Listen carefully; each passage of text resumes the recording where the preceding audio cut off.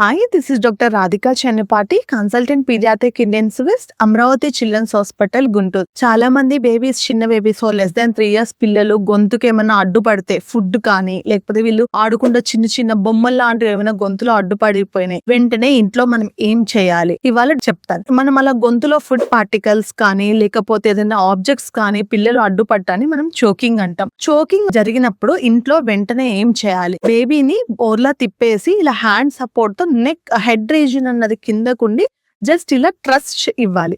ఇలా ఒక 5 times ఇచ్చాక మళ్ళీ బేబీని ముందుకు తిప్పి నోట్లోకి ఆబ్జెక్ట్ ఏమన్నా వచ్చిందేమో చూడాలి.